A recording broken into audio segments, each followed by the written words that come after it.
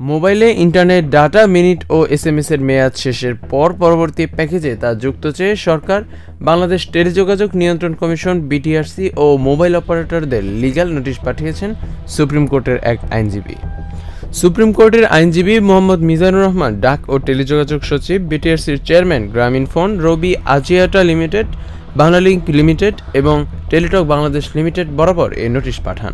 নোটিশে বলা হয়, বাংলাদেশে দিনে 188.78 মিলিয়ন মানুষ মোবাইল ব্যবহার করে এবং দিনে দিনে ব্যবহারকারীর সংখ্যা বেড়েছে।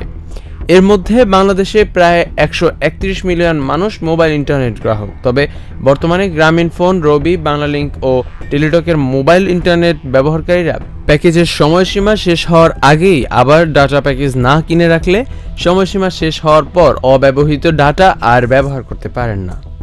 বিশ্বের অধিকাংশ দেশে মোবাইল ডাটা প্যাক, মিনিট ও এসএমএস এ সুযোগ থাকলেও বাংলাদেশে নেই। ফলে মোবাইল ফোন ব্যবহারকারীরা নানা রকম ভোগান্তির শিকার হচ্ছেন।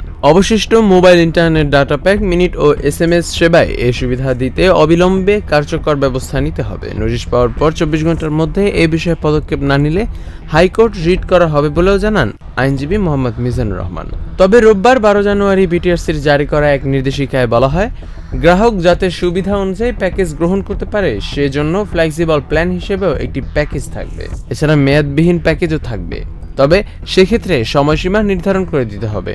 যে কোনো প্যাকেজের মেয়াদ শেষ হওয়ার একদিন আগে গ্রাহককে এসএমএস এর মাধ্যমে সে বিষয়ে জানাতে হবে।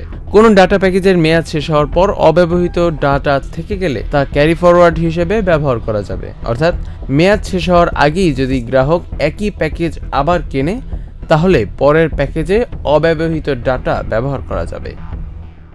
জুবাইর জারির, have a TV dot press.